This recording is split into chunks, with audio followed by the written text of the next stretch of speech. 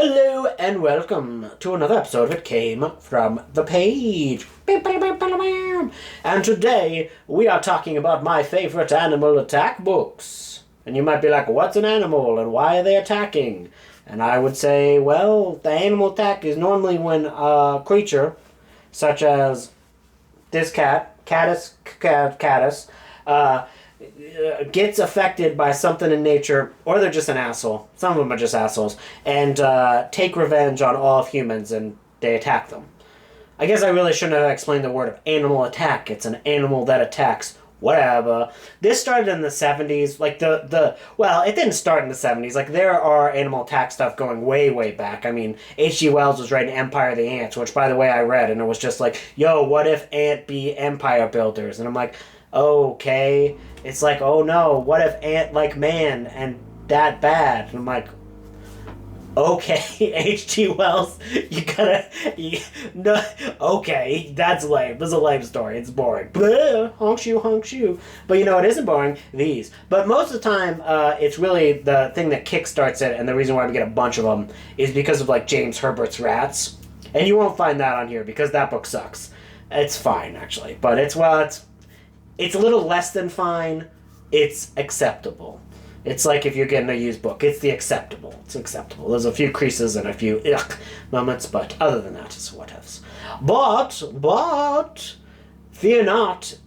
A James Herbert book may be making it. So let's begin. This is my top 10. It would not be proper for me to do an animal attack list without talking about Guy N. Smith. So Guy N. Smith, he's my Richard Lehman, because everyone knows Kelsey from Simon Slashers loves Richard the Rump Lehman. I find Lehman okay. I don't hate all Lehman. Some Lehmans is good Lehmans. Not many for me. But Guy N. Smith, who is like an equally trashy writer, who has equally trashy tendencies, is somebody who I do quite enjoy. And the first crab book, there's this entire series of crab books where there's these giant crabs and they go snip snip snip meow meow snip snip snip snip snip grah grah grah smash smash smash everyone. But the first one, which is Night of the Crabs, is fine. It's not bad, but it's also got like a lot of like, I'm a big scientist man, and me, big scientist man, is sexist. And you're like, ugh, whatever, big scientist man. I hope you get killed by one of these crabs, you dork.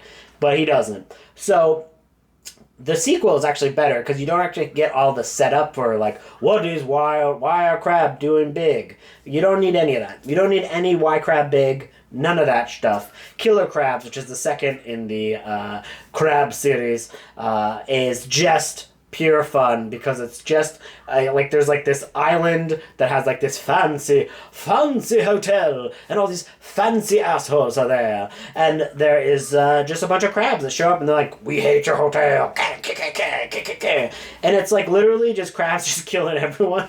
But like, it's not long. It's like maybe like 150 pages, but the crabs just go, and they're killing the military dudes. They're like chopping people in half. They're doing all these crab stuff. There's like this big giant queen crab. They like find this like area. It's fun. The characters are definitely way more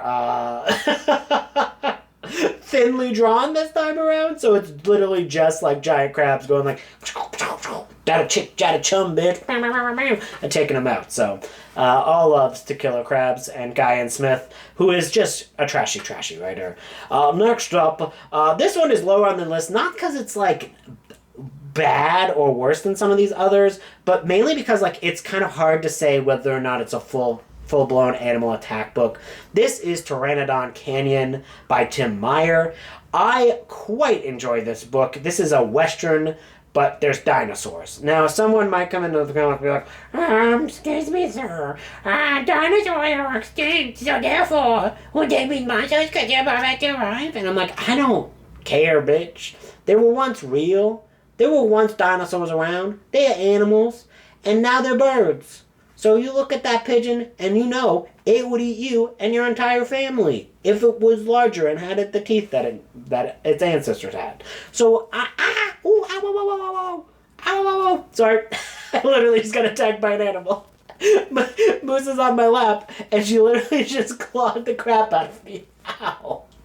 I have become a victim of an animal attack. Ow. Look, it's literally bleeding. Oh no, Zeus. Oh no, Zeus. Just kidding. Yeah, so Pteranodon Canyon, there is a scene where a literal big, during the start of the book, it's basically like this Old West tale. It's a weird West tale. And though when they went to the Old West, it turns out it was full of dinosaurs. So there's all these kind of dinosaurs. So it's like a Western tale, but there's dinosaurs everywhere. And these dinosaurs like go ham. These dinosaurs just do madness. And it has really great characters, and the action sequences are great. It's just not pure animal attack. Like there are sequences where it's like village animal comes in and they like protect the village against the giant creature. So like that's an animal attack thing. But a lot of the book is like they're going from one place to another, and usually animal attack books are like in a centralized location and animals kind of come in waves and are like but that doesn't really happen here because they're like kind of going from point A to point B. So it's not really a pure animal attack book, but it is a great book. So there you go. Next up is Lair, which is the sequel to The Rats. This is Lair by James Herbert, and it's a billion times better than The Rats. It takes place in this like nature preserve, and like there's like twists at the end of The Rats that make The Rats kind of interesting, but it's literally like the last 5 pages of the book where it's like, whoa, there's a leader class of the giant rat. And you're like, oh, what about him? I don't know anything about him. And you don't learn anything about him. But this one is good because you have all of the reveal about what the rats are, how the rats came to be. There's no filler in that regard. It's all just giant rats going ham. You learn all about their leaders. You learn all about this class warfare inside of the rats. And like the public has fought the rats before, so like they have a little bit more foreknowledge. It's not, you don't have all those things about, oh, they're rats? I do not know if they are rats. We, the government, do not believe in rats. No, this time they're just like, yo, send the soldiers. We gotta fight the rats. Boom, boom, boom. So, like, we're already there. There's this amazing sequence where everybody who, like, they have made, like, rat protection suits. But the problem is, like, they can't bite, like, the rats can't bite through the suits, but they pinch them really hard, and, like, that just, like, they leave these giant bruises because they're just, like, pinching everyone. I was like, oh, that sounds so painful. Because, like, normally, you can't really imagine getting eaten by a rat. I hope. I don't, you know what, I guess I don't know your life. Maybe you have been eaten by rats. If so, I apologize, but most people cannot, imagine fully the feeling of slowly becoming a dinner for rats. But we can all relate to getting pinched. So, like, it works. We're like, oof, oofing. Ouch, that hurts. The characters are a lot more likable in the Lair as well. And yeah, it's just very fun and stupid and wild, which is what you want from an animal attack book. I mean, like, as we get higher up, there are, like, our ones with, like, things to say. But, you know, not here. Next up is Carnivore. So this is another animal attack book that features a giant dinosaur. A dinosaur! It's a giant dinosaur attacking our boys! That is a quote from Godzilla vs. King Ghidorah, 1991. Just so you know. Dinosaurs attacking our boys. But, yeah, so Carnivore is probably a little bit more closer to a pure monster book. Because, like, it's like they find an egg, they bring back the egg, so it's like an egg of, like, I think it's a T-Rex? I can't remember exactly. It's a book Rex. It's a dumb giant meat-eater man. But, like, they're like, oh my god, we need this egg to hatch. It's taking so long. I cannot believe how long it's taking this egg to hatch. Oh my god. And then, like, one guy's like, yo, what if we just opened up all of this nuclear waste and just, like, put it into the egg? And they're all like, whoa, man, that sounds pretty cool. So they do that, and then you get a giant Carnivore just comes up and he's like, yo, I go so much faster because I'm a nuclear dinosaur now. And this is in Antarctica, by the way. Where's the article? It's somewhere very cold where the dinosaur would probably just come out and go, oh, I'm dead, if it was real. But who cares about reality, bitch? Anyway, so it's basically just this dinosaur just wreaking havoc, taking everyone out, taking no prisoners, just going humping, chomping everybody. And it's wonderful. It's beautiful. It, reminds you of why life is worth living for books about giant Allosaurus doing things. Anyways, quite good. I quite love it. It's very stupid, but it's very much like exactly what you expect. Next up is Vespers by Jeff Rovin. Carnivore is by Lee Clark. Vespers is about big rats. Well, sorry, big bats. Bats. So there's bats that are going on a rampage, and then you find out near the end, they're big bats. They're big giant bats, and the big giant bats are leading other bats, and they're taking over New York, and they're like, wah! And they're like eating people and stuff. It's cool. Characters are good. There's a giant fight in the Statue of Liberty where they're fighting bats in the Statue of Liberty, and it's like, who doesn't want that, bitch? Who does not want to go to the Statue of Liberty and fight a bat, a giant bat? That would be dope. I would be way more interested in going to New York City if I knew I had to fight a giant bat. Although I'd probably feel bad if I fought a giant bat. I'd be like, oh, I'm sorry, Mr. Bat. It's just your home. It's just your home, Mr. Bat. Anyways, Vespers by Jeff Rovin.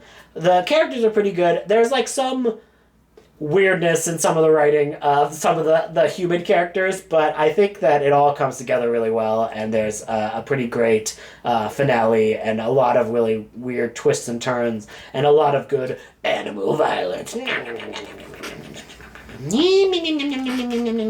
Speaking of animal violence, ooh, looks like you're on the right list, bitch. Next is The Nest by Gregory A. Douglas.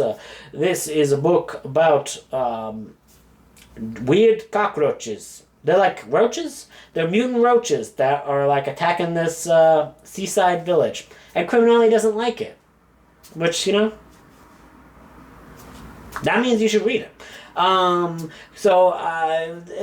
Nest is a book that is best described as dick-eating cockroaches. They're giant cockroaches. They eat a lot of dicks. And I'm not mean like an insult. I'm saying they literally go for the junk. They go for the jewels. And there's wild stuff that happens in this book. They eat a bunch of children, which is good. But they just eat them normally. It's none of the before what I was saying. It's just madness, pure and simple. And things get going up and up and up in intensity, and it's just weirdly violent and very gross. These bugs are like real, makes you feel it. And you know what? I learned a lot about man's relationship with nature, particularly leaves. A very serious relationship. Next up is Death Tour. Death Tour. Tour. Oh, by the way, The Nest is one of Kelsey from Simon Slaster's faves. I wasn't going to let that go and not let you know that.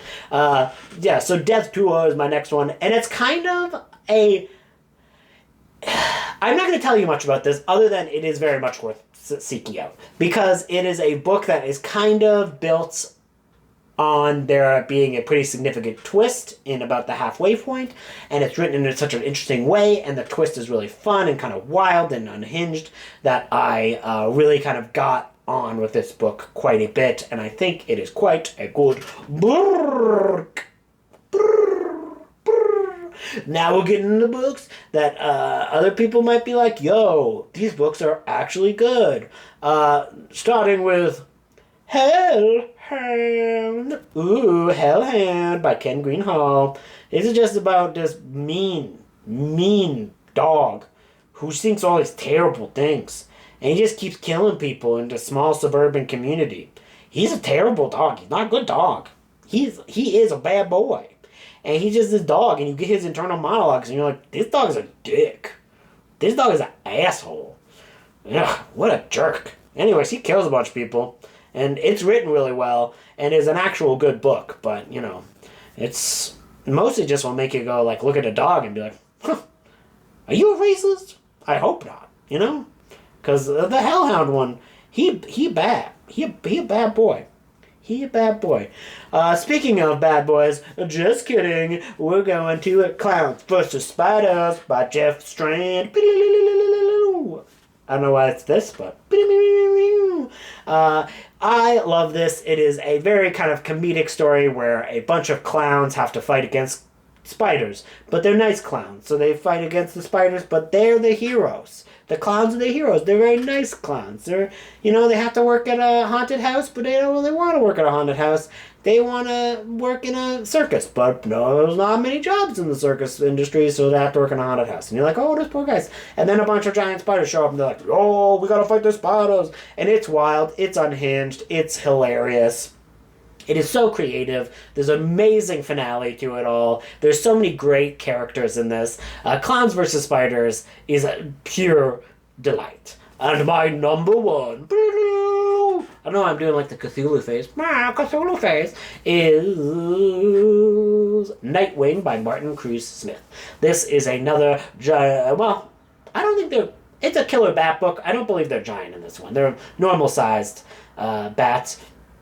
But this one is really interesting because Martin Cruz Smith is somebody who does have indigenous heritage, and this is a book that is very much an angry book about the exploitation of Native American spaces, and it uses the Animal Attack book as a kind of a lens at which to look upon this, and it's really well written. It's very angry. There's a very clear point to why this was being made, and a lot of very interesting information about the communities that are focused upon in this book, and it makes it for a really, really compelling read. And you get all the things that you get in a normal Animal Attack book, where there's a lot of fun action and some fun characters, but you get it with a purpose. So it's definitely clearly written with a distinct style and a distinct reason for it to be written,